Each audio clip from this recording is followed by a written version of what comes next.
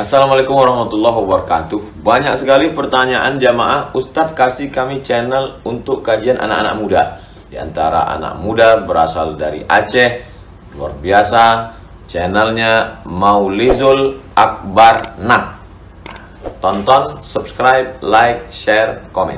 Assalamualaikum warahmatullahi wabarakatuh.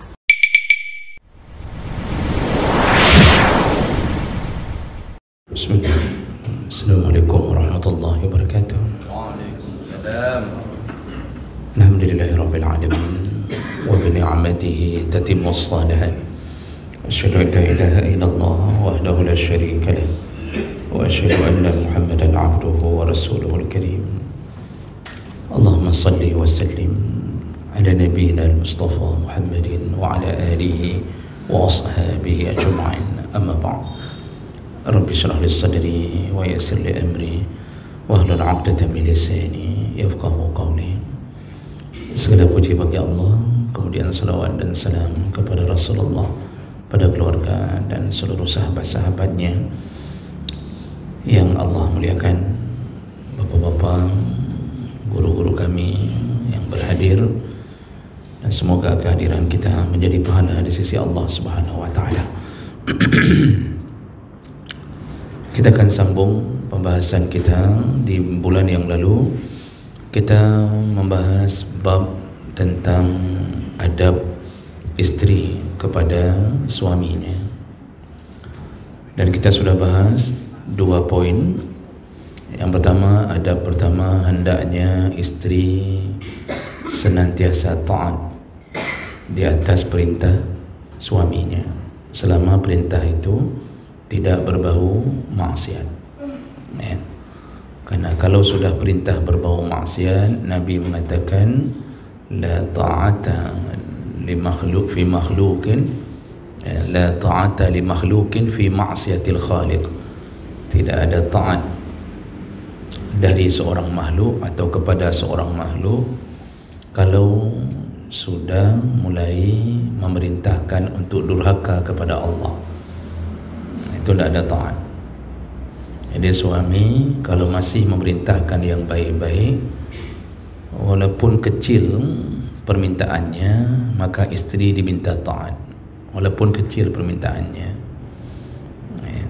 Ya, kita sudah sebutkan bahwa kadang-kadang suami ini dia memang, kita suami ini Pak agak manja-manja sedikit, bukan sedikit, banyak Pak, ya.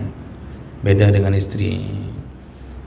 Kita ini bisa buat kopi sendiri, tapi tidak mau kita buat kopi, pasti kita suruh istri untuk buat, ya. Kita ini bisa taruh nasi sendiri, ambil di rice cooker, kan, taruh kuah sendiri, tapi kita tidak mau. Nah, itu salah satu kemanjaan kita. Tapi kalau istri, ya, semuanya dilakukan sendiri.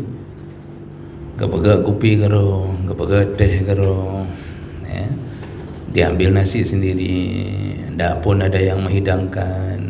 Oh, kalau dia garuk, kalau dia gatal badannya, digaruknya sendiri, diambilnya apa, sendok garpu, keculuk julikut kena ke garuk juga.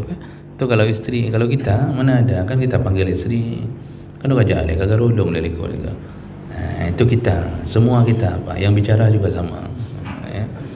Jadi kita nyonyo na manja tu, sampai tuha tu manja. Kita kalau sakit tidak ada istri itu bahaya, tapi istri sakit tidak ada kita, tidak apa-apa. Nah, itu makanya harus benar-benar menghargai istri. Namun istri, apapun yang disuruh oleh suami, sekecil apapun, disuruh rebus air pun dia wajib taat. Nah, jadi kasih tahu istri-istri Bapak bahwa istri itu pekerjaannya cuma 2, ya. Istri itu dia cuma 2 pekerjaannya setelah menikah, yaitu taat kepada Allah dan taat pada suami. Cuma 2, ya. Namun taat pada suami itu ya apa yang diperintahkan oleh suami. Kan kita sudah bahas juga, ini saya ulang dulu sedikit nih, biar paham para istri. Nanti Bapak kasih tahu ke istri, karena nak bawa istri, ya. Sebenarnya isteri itu ya tidak wajib dia bersihkan rumah, tak wajib. Tidak wajib dia mencuci piring, mencuci baju, tak wajib. Dia yang wajib cuma taat sama suami, selain taat kepada Allah. Namun apabila suami mengatakan cucilah baju, cucilah piring, berarti dia cuci itu bukan karena kewajibannya, tetapi karena taatnya pada suami. Itu yang harus dipahami, ya. Baik, kita lanjutkan berikutnya, ya. Isteri itu tidak boleh keluar dari rumah kecuali dengan izin suami. Ini juga sudah kita bahas, ya. Ini yang terakhir kita bahas minggu yang lalu, bulan yang lalu. Jadi tidak boleh seorang isteri keluar dari rumah tanpa izin suami. Allah Subhanahu wa taala menyebutkan waqarna fi buyutikunna, duduklah engkau wahai para isteri di rumah-rumah engkau, wala tabarrujna tabarrujal jahiliyatil ula, dan janganlah engkau melakukan tabarruj seperti tabarrujnya orang jahiliyah. Tabarruj itu berhias seperti perhiasan orang jahiliyah. Jadi ada dua yang Allah perintahkan. Pertama, duduk di rumah. Yang kedua, jangan berhias berlebihan seperti orang jahiliyah berhias. Nah, ini kita suami ikut terkena dosanya kalau kita membiarkan istri keluar dari rumah dengan pakaian yang mirip pakaian jahiliyah. Mana pakaian jahiliyah? Aurat tidak tertutup. Orang jahiliyah dulu itu Pak, tidak tutup aurat dengan baik. Bahkan dalam riwayat disebutkan mereka itu mengelilingi Kaabah pun kadang-kadang telanjang. Nah, kalau kita baca tafsir, maka kita temukan salah satu riwayat orang jahiliyah itu, ya, mereka mengelilingi Kaabah pun dulu sebelum datangnya Nabi itu kadang-kadang ada ritual telanjang. Ya, yang laki-laki, yang perempuan sering tak tutup aurat. Nah, itu namanya tabarrud, berhias dengan perhiasan jahiliyah, atau terlalu berlebihan. Kan kita isteri itu tidak boleh diizinkan oleh suami untuk memakai minyak wangi berlebihan, tidak boleh. Ya, kemudian tidak boleh memakai punuk unta di atas kepalanya. Ya, punuk unta itu sanggul yang diletakkan di atas ubun-ubun, itu tak boleh. Ya, harus kasih tahu, ni suami harus berperan, ya, karena Nabi yang mengatakan itu. Kemudian tak boleh berjalan berlenggak-lenggok sengaja memancing-mancing perhatian. Kemudian tak boleh memakai pakaian tapi telanjang, artinya pakai baju ketat, tak boleh. Ini suami ikut peran.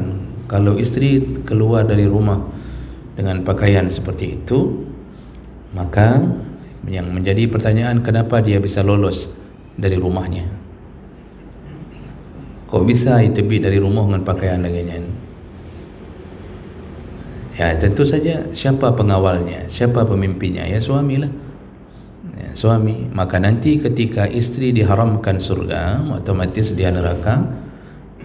Yang melindungi, yang mengawasi pun ikut dicampakkan bersama istrinya ke dalam neraka.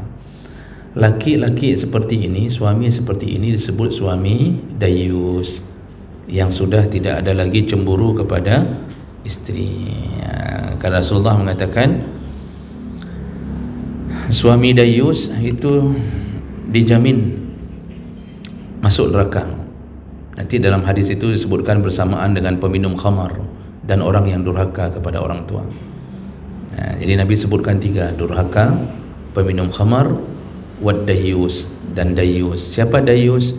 Yang tidak ada lagi perasaan cemburu kepada suami, istrinya. Jadi sudah istri keluar dari rumah, kata bid aku kaja aju. Dia pakai baju ketat, malah didukung sama suaminya. Ya. Nak pakai baju napu kata suaminya. Baik meri metuhadan. Jangan nampak tua kali, pakai aja tu tak apa-apa. Istri keluar dari rumah, kita sibuk solat jamaah, pakai kopiah, pakai kain sarung, baju koko. Istri keluar dengan baju ketat. Jangan fikir solat jamaah kita bisa membuat Allah tertahan murkanya gara-gara kita tidak pelihara istri. Ya. Jadi ini hati-hati kalau membiarkan isteri keluar rumah, dan isteri sebenarnya tidak boleh keluar rumah kecuali dengan izin suami, tidak boleh, kecuali sesuatu yang sudah dimaklumi. Itu tidak perlu minta izin tiap hari. Misal contoh hantar anak ke sekolah, kita jam 7 dah keluar ke kantor, anak harus dihantar setengah 8, itu tidak mesti tiap-tiap hari minta izin. Asal mau keluar, isteri telefon, bang izin ya, ini mau keluar hantar anak. Itu tidak perlu begitu. Kok ada mudik belakangnya, minta izin tiap-tiap hari, tidak perlu. Itu sudah dimaklumi. Atau isteri belanja ke pasar, itu sudah dimaklumi, tidak perlu minta izin. Tapi yang keluar menuju ke kampungnya atau menuju ke rumah bestinya, wajib izin suami. Kalau suami mengatakan tak boleh, pebutkah kejap baru mau hinangnya tapi yang nala cik mengupat, kata si suami, itu langsung tak boleh isteri keluar dari rumah. Walaupun hatinya merasa kesal, tapi dia tak boleh keluar. Itu dah masuk dosa besar. Jadi kadang-kadang suami punya pertimbangan sendiri untuk melarang isteri keluar dari rumah. Nah, ini yang kedua yang perlu kita informasikan ke isteri-isteri kita. Baik, kemudian yang ketiga, di antara adab isteri kepada suaminya yaitu wajib taat dalam urusan hubungan suami isteri. Wajib taat. Kalau suami mengajak isteri melakukan suatu hubungan yang halal, maka isteri wajib taat. Selama tidak ada uzur, wajib taat. Karena Allah marah, malaikat marah kalau isteri tak mau melayani suaminya. Makanya hadis-hadis semuanya melaknat isteri kalau tak mau melayani suaminya. Dalam salah satu hadis riwayat Bukhari Muslim, kata Rasulullah sallallahu alaihi wasallam, "Iza da'a ar-rajulu imra'atahu ila firashihi." Kalau seorang suami memanggil istrinya menuju keranjangnya, artinya meminta untuk dilayani hubungan suami isteri, fa'abad, lalu isteri itu menolaknya, enggan, tak mau, antaji'a, dia tak mau datang, la'anat hal malaikatu hatta tusbih, maka mulailah malaikat melaknat laknatnya sampai subuh. Ini maksudnya malam diajak oleh suami. Jadi isteri mengatakan dia tak mau, lalu suami merasa kecewa, itu dilaknat isteri itu oleh malaikat sampai subuh. Jadi makanya kita kasih tahu ke isteri, kah laknat. Jadi kalau malaikat laknat itu bukan sekali dua kali, sampai subuh, berarti dilaknat mulai malam tu. Kalau kita laknat orang kan paling sanggup terduh ke menyoi dan laknat kau. Jadi paling kita mengatakan kamu terlaknat, paling sanggup 100 kali kalau kita hitung 100 kali. Malaikat kalau melaknat itu tugasnya memang melaknat. Wa yal'anuhumul la'inun, kerjanya memang ditugaskan Allah melaknat. Jadi ada malaikat tu kalau sudah melaknat terus dia terlaknat sampai subuh. Itu isteri bahaya kalau menolak ajakan suami. Kemudian hadis yang kedua dalam riwayat Muslim, Rasulullah mengatakan, wallazi nafsi biyadihi, demi jiwaku di tangan Allah Subhanahu wa taala, ma min rajulin yad'u imra'atahu, apabila seorang suami memanggil istrinya ila firashiha, yaitu keranjangnya, ya maksudnya ingin melakukan hubungan suami istri, fata'ba alaih, lalu istri itu enggan menerima ajakan suaminya, illa kana alladhi fis sama' sakhitan, maka penduduk langit marah alaiha, iaitu semua malaikat marah kepada si istri, hatta yarda anha, sampai suami itu kembali meridainya, baru hilang marahnya. Jadi kalau suami memaafkan, barulah penduduk langit memaafkan. Kalau suami tak memaafkan, maka malaikat tak memaafkan, terus melaknat. Ini hadis riwayat Muslim. Jadi cukup bahaya bunyinya. Ya, sederhana memang, cuma urusan hubungan suami istri. Tapi si istri itu ketika enggan, bahaya. Nah, kenapa dalam hadis disebutkan masalah isteri yang enggan? Nanti kalau saya beri pengajian ke ibu-ibu tentang adab isteri ini kepada suaminya, nanti ibu-ibu nanya, sering tu, apa yang ditanya? Sudah bisa bapak tebak. Kayak mana kalau suami yang enggan?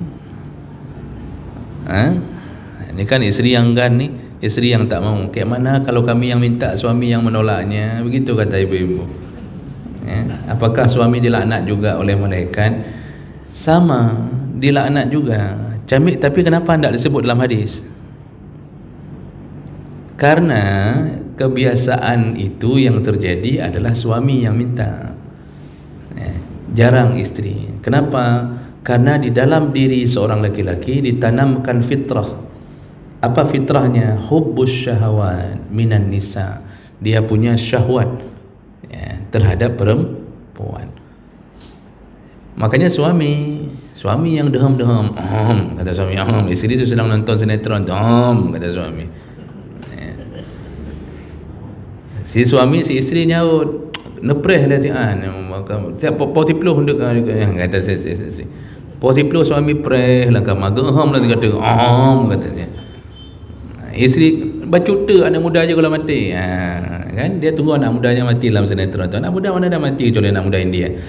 Jadi ditunggu sampai jam 11 belum juga, lalu tertidurlah suami, murkalah Allah, murkalah malaikat, gara-gara ditunda-tunda oleh isteri. Ini kan Pak, makanya perhiasan terindah itu isteri salihah. Dia tidak perlu diajarkan, langsung faham. Jadi mohon maaf dengan bahasa standby, pajan perle lungna, pajan perle lungna, itu isteri salihah. Jadi tidak ada nego-nego di situ. Nah, kenapa tidak disebut isteri dalam hadis? Karena isteri dia syahwatnya bukan ke situ. Jarang isteri yang Bapak pernah dengar isteri kita sedang nonton filem ada, jarang Bapak. Isteri syahwatnya bukan ke situ. Syahwat biologis itu ditanam ke kita, Pak. Isteri syahwatnya ke perhiasan, minal qanatir al-muqantarah minaz zahab wal fiddah. Isteri itu fitrahnya dia ke perhiasan. Makanya janda itu enggak menikah sampai bertahun-tahun, itu tidak ada masalah. Yang penting uang belanja dia cukup, apalagi kalau dia PNS, uang gajinya ada, dia tidak terpikir pun, hidup terus bertahun-tahun dalam kahwin itu enggak ada masalah. Kenapa? Karena hormonnya berbeda, Pak. Hormon dia itu cuma hormon untuk perhiasan. Makanya dia itu senang sekali suaminya ketika suaminya sudah melayaninya dengan urusan-urusan perhiasan. Tiap-tiap bulan kita belikan satu manyam. Nah, 1 tahun sudah 12 manyam. Nyan dumpu di jo main. Makanya cara menaklukkan isteri itu bukan dengan mendatanginya, membelainya, bukan. Itu keinginan kita. Cara menyayangi isteri itu ya beri. Jadi tiap-tiap bulan tu uang belanja kasih lebih, nyompat 6 juta ke belanja, nyompat 5 juta ke kah. Nyan Pak bertuh, Pak. Apapun yang bapak mau dimasaknya walaupun tak masuk akal. Itu syahwatnya isteri. Makanya Nabi tidak bilang tentang isteri yang suami yang enggan, tapi isteri. Sama kayak Allah, kenapa tidak cerita tentang bidadara? Kenapa Allah cuma cerita bidadari? Hurun ain. Padahal di surga tidak boleh ada yang hidup membujang. Di surga itu tidak boleh ada yang membujang. Jadi kata Rasulullah SAW, laisa fil jannatil uzzam. Di surga itu tidak boleh ada yang melajang, semua dikawinkan Allah. Kalau kita sudah jelas pasangan kita bidadari, istri kita jadi bidadari, nanti kita ini tambah lagi dengan setiap orang yang masuk surga ditambah bonus 2 bidadari. Yang 2 ini produk surga yang kita bawa di dunia, itu juga jadi bidadari. Makanya 2 tambah dunia, berarti berapa semuanya? 6. Karena di dunia 4. Itu bonus dari Allah. Istri tidak pernah dicerita dalam ayat bahwa istri ada bidadaranya, Artinya bidadari laki-laki ada bidadaranya, tidak pernah cerita, padahal tetap wajib dikawinkan dengan bidadara.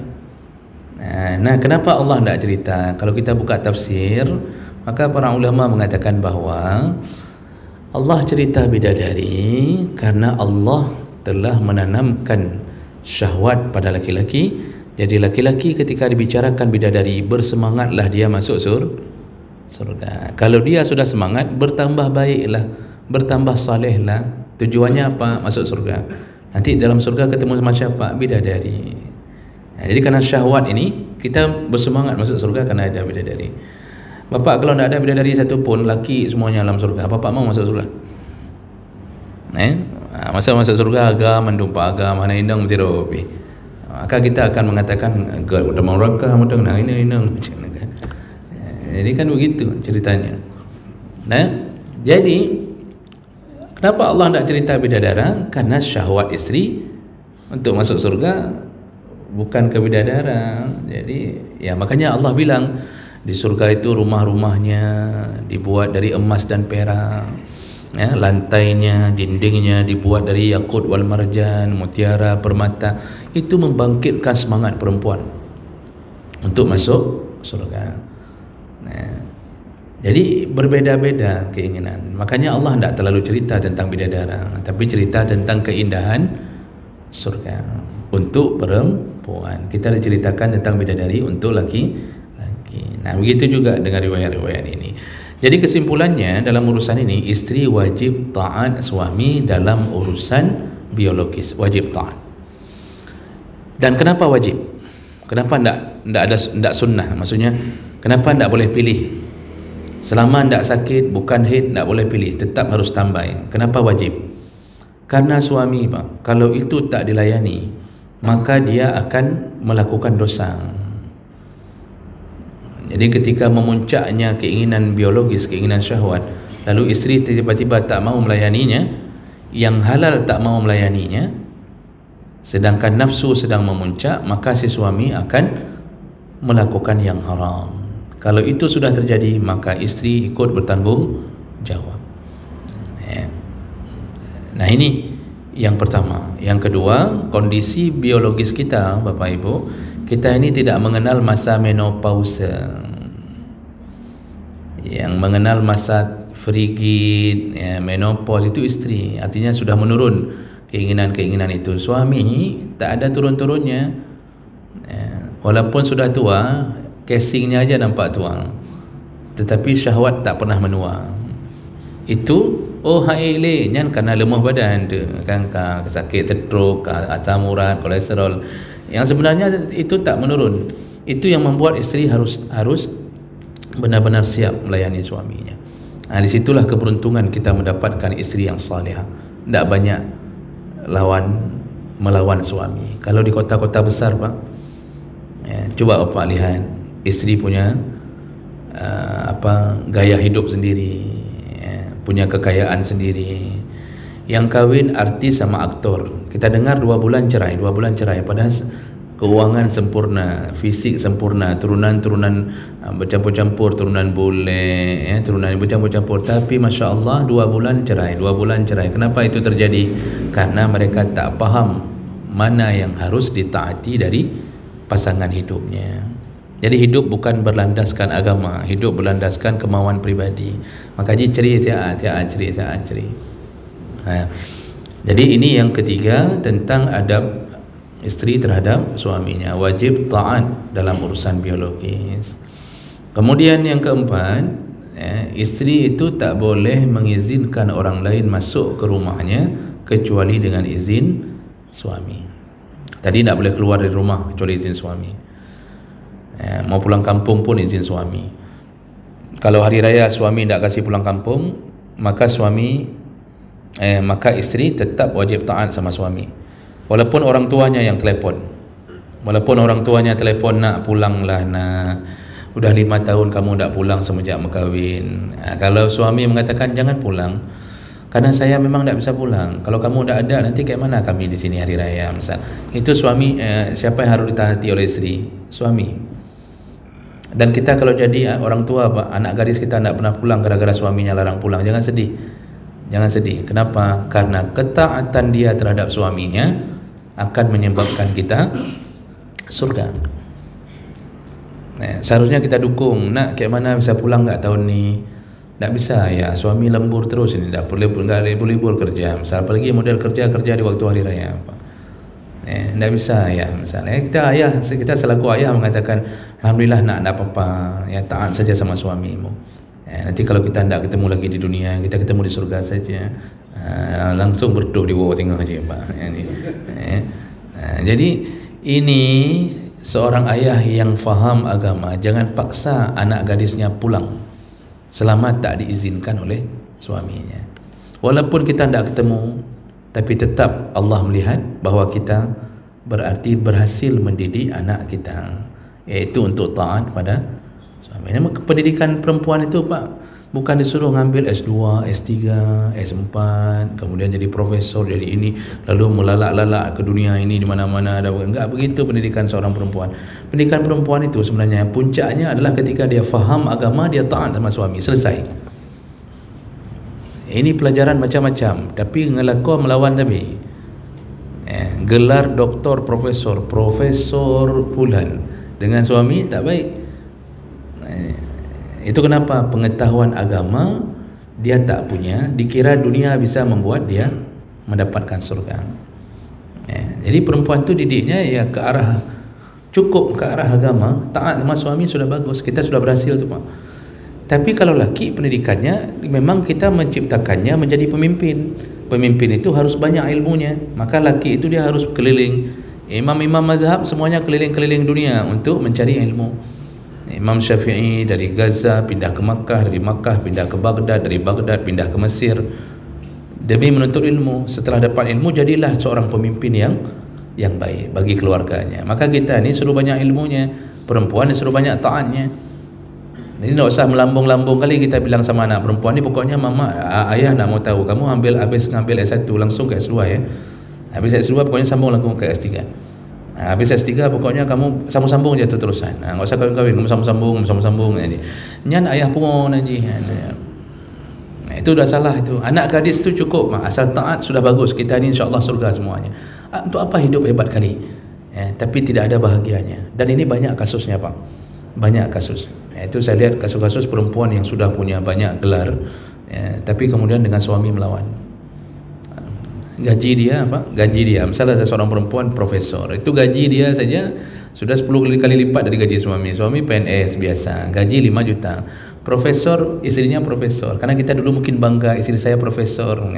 Di rumah tak pernah duduk, sibuk dengan seminar sana, seminar sini. Kalaupun di rumah di depan komputer, pegang makalahnya, pegang jurnal segala macam. Tak pih dia tak peduli. Tak peduli dia itu. Dah profesor. Gajinya itu 10 kali lipat. Profesor tu ketok mic aja 200,000, belum bicara apa. Ketok mic, waduh dia Pak.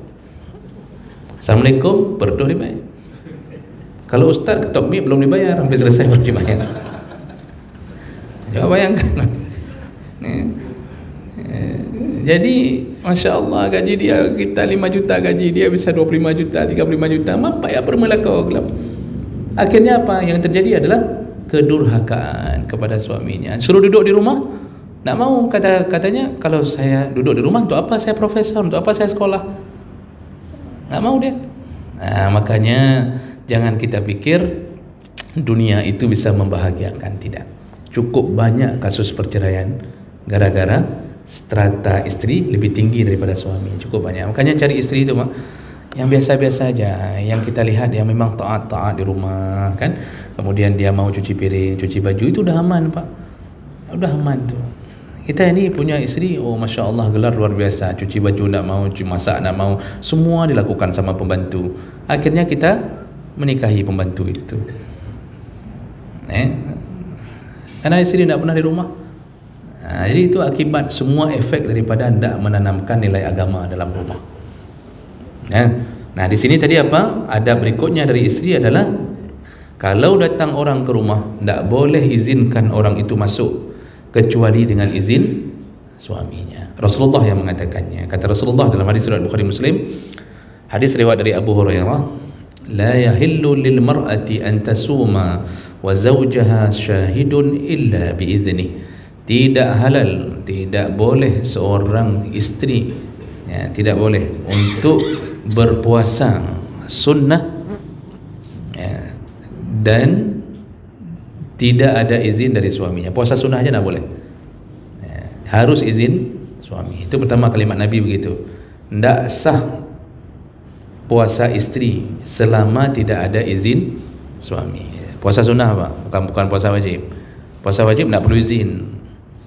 Jadi tidak ada cerita isteri mengatakan di malam hari, bang long singgah kiban ni dalam Ramadan ni, long singgah kiban, long puasa apa?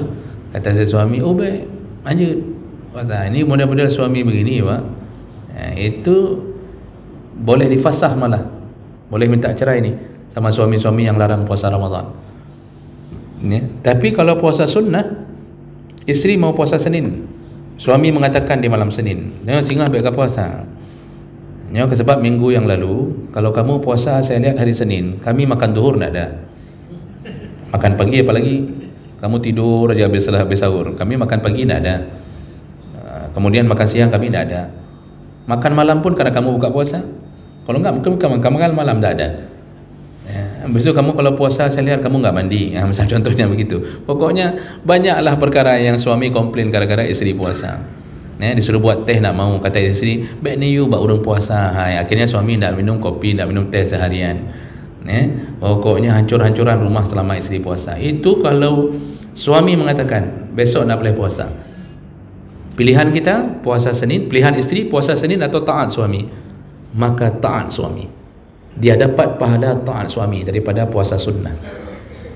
Isteri itu lebih cepat masuk surga dengan taat, bukan dengan yang sunnah-sunnah. Nyampe pegang rumah Pak. Nanti kalau perlu hadisnya Bapak WA saya.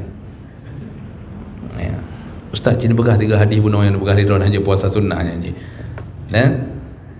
Kan Nabi ingat hadis Nabi, kasih tahu tu isteri, ingat hadis Nabi, perempuan tu masuk surga dengan 4 perkara. Iaitu iza sallatil mar'ah khamsah, dia cukup solat 5 waktu saja. Tak ada solat-solat sunnah pun okey, selama solat 5 waktunya bagus. Wasamat syahraha, lalu kemudian dia puasa Ramadan saja, tak ada puasa-puasa Senin Kamis okey, tak ada masalah bagi perempuan. Kemudian wa ata'at wa hafizat farjaha, dia jaga kemaluannya, maksudnya pakaiannya bagus, auratnya bagus, tak pernah dia pakai celana ketat, tak pernah pakai baju ketat, tak pernah goyang di TikTok. Yang terakhir wa ata'at zaujaha, taat pada suaminya. Selesai. 4 perkara dia sempurna selama hidup ini, 4 perkara. Maka waqila laha, nanti di hari kiamat Allah berkata kepadanya, udkhulil jannah, masuklah engkau ke surga, min ayyi abwabin syi'ti, dari pintu manapun yang engkau suka. Masya-Allah, 4 perkara. Haji tak disebut, zakat tak disebut. Kenapa zakat tak disebut? Karena zakat menjadi tanggungan suami. Isteri kan normalnya isteri itu tak kerja, tak cukup nisab, tak ada harta. Yang normalnya zakat fitrah suami tanggung orang yang dinafkahinya. Tak disebut zakat oleh Allah, tak disebut haji. Kenapa? Karena isteri normalnya, kodratnya isteri sebenarnya tak kerja, tak ada penghasilan, dia dari suaminya. Maka dia dianggap tak mampu, maka tak ada masalah dengan hajinya. Oh, ada suami ingin menghajikan isteri, itu hadiah, dan itu beruntung ibu itu dapat suami yang baik. Kita ni tak ada kewajiban menghajikan isteri Pak, tak ada. Haji itu kewajiban pada pribadi, bukan pada keluarga. Kita yang sudah punya uang wajib haji sendiri, pergi sendiri, tak hajikan isteri pun tak apa-apa. Cuma nanti resikonya, kalau banyak uang kita pergi sendiri, haji sendiri, isteri tak kita bawa, tak kita hajikan. Resikonya cuma satu, pulang-pulang isteri tak ada lagi di rumah, udah lari dengan supir Hais. Dia cerita, dia curhat sama supir Hais, kok palih lah kau lu menyan pengkuk le haji ke anak imai, kata dia. Itu kata si isteri itu, kena palaknya dia bahasanya kayak gitu tu. Itu aja resikonya. Tak mau dibuat kopi lagi, nak mau dibuat teh lagi. Kata pulang-pulang haji Pak, kita minta kapaganya, kapagak kero ke. Lagi kajak haji kero, kapagak kero ke. Gitu-gitu. Makanya tak ada kewajiban suami menghajikan isteri. Tapi kalau mau dihajikan, bapa telah memberi sedekah kepada isteri. Itu nilainya sedekah itu, menghajikan isteri. Luar biasa Pak. Karena Rasulullah mengatakan nafkah yang terbaik untuk keluargamu, termasuklah sedekah terbaik untuk keluargamu. Jadi Bapak Ibu yang Allah muliakan, jadi Nabi menyebutkan lebih dahulu bahawa isteri sampai perbuatan baik yang sunnah pun itu harus izin suami. Puasa sunnah harus izin suami. Sebenarnya kan isteri kan Pak, beruntung kan kalau dilarang-larang sama suami, bang boleh puasa Senin bang, dah boleh. Seharusnya kan isteri mengatakan alhamdulillah, ciknya ni ku preh-preh jawaban. Bang boleh puasa Kamis, dah boleh. Memang itu dia tunggu Senin Kamis, dia tunggu itu. Itu dapat pahala taat pada suami. Untuk apa kita harus puasa kalau melawan suami? Kan bagus nak puasa, tapi dapat pahala lebih besar karena taat suami wajib, sedangkan puasa sunnah ya sunnah. Ini kadang-kadang tak dipahami Pak. Jadi isteri ni kadang-kadang mengatakan ke suami, don't tapi larang-larang lu puasa sunnah. Padahal isteri tak faham taatnya pada suami lebih utama daripada puasa sunnahnya. Ini kasih tahu Pak, biar dia tak puasa lagi. Memang itu yang dia rencanakan kan. Lalu kemudian Rasulullah menyambung ni, wala ta'zana fi baitihi illa bi iznih, dan tak boleh dia mengizinkan orang lain masuk ke rumahnya kecuali dengan izin suaminya. Ini kata Nabi, tak boleh. Jadi kalau ada tamu, apalagi yang bukan mahramnya, bukan adiknya, bukan ayahnya, bukan mamaknya, bukan orang yang dia kenal dan bukan orang yang kita kenal, datang tamu, isteri itu seharusnya itu hanya berbicara melalui lubang jendela. Itu yang seharusnya. Buka pintu pun dia tak boleh kalau yang datang bukan mahramnya. Cuma karena kita budaya kita ni, karena orang timur ni kan budayanya adat istiadatnya ramah, tamah kan. Jadi kalau tidak dibuka pintu masuk orang perempuan yang sedang tidak ada suami di rumahnya, dianggap tidak beradab. Ini kita datang nih, isteri itu tidak ada isteri suaminya di rumah. Kalau dia tidak buka pintu bicara dari jendela, maka kita akan mengatakan apa? Ana ada burung, kok embung urung, sombong kali orangnya. Mentang-mentang udah jadi suami paslon 03, macam-macam kan kita. Hanya buka li pintu, kita bilang sombong. Padahal dalam agama memang begitu. Kalau yang datang bukan mahram, karena takut dengan fitnah, sampai keluar pun tak boleh. Makanya rumah-rumah orang Arab Pak, sebahagian rumah orang Arab yang saleh, karena orang Arabnya ada yang saleh, ada yang palih sini. Baik fikir orang Arab ke mandu. Jadi orang hari ini kadang-kadang mengira kalau sudah di Arab itu orangnya semuanya saleh. Nanti yang pulang dari Arab, dari Mesir pulang saleh. Tak semua Pak. Yang palih-palih sini. Bahkan ada yang betul-betul memang luar biasa maksiat yang tak kita lakukan di sini pun ada di Arab. Makanya Nabi diturunkan itu karena orang Arab itu punya karakter, kata Allah. Apa dia? Asyaddu kufran wa nifaqa. Orang Arab itu benar-benar kekufurannya tinggi dan nifaknya, munafiknya tinggi. Nah, mereka itu berubah karena Nabi. Kalau tidak datang Nabi Pak, masih hidup seperti jahiliyah, maka terus akan habis-habisan kemaksiatan di Arab itu. Jadi kalau datang orang di Arab itu Pak, rumah-rumah orang saleh itu dipakai rantai antara pintu dengan apa, kosen apa dengan itu kan, apa namanya itu ada rantainya, jadi tidak bisa langsung buka kayak di hotel tu Pak. Jadi tertahan dia dengan rantai, tidak bisa ditolak langsung, tidak bisa. Mereka bicara dari pintu, cuma mukanya aja, tanyanya ada apa, bertemu siapa, begitu. Dan di Arab tidak dianggap itu tabu, tidak dianggap sombong, karena mereka faham kedudukan seorang isteri. Kita hari ini isteri seharusnya kayak gitu, buka jendela, kiban bang, nak merempak dengan suami tidak ada lagi keluar, udah segitu, nanti balik lagi aja, gitu. Jangan persilahkan masuk ke dalam. Apalagi orang itu memang bukan mahram, kecuali yang datang mahram, adik sendiri. Itu kalau adik yang datang atau bapak datang, itu jangan coba-coba buat kayak gitu. Bapak datang, kita buka jendela saja, ada apa Pak? Ini suami lagi tidak ada di rumah, bapak pulang aja dulu. Ini langsung bahaya ini posisinya itu. Ini bisa didoakan sama bapak Pak. Kalau orang tua yang berdoa, itu buruk doanya bisa terkabul. Karena doa orang tua terhadap anaknya itu tidak ada hijabnya. Nah, inilah yang patut kita pahamkan ke isteri, bahwa jaga diri di rumah, jangan izinkan orang masuk. Kadang-kadang fitnah itu terjadi gara-gara itu. Ya, fitnah itu terjadi gara-gara mengizinkan orang lain masuk.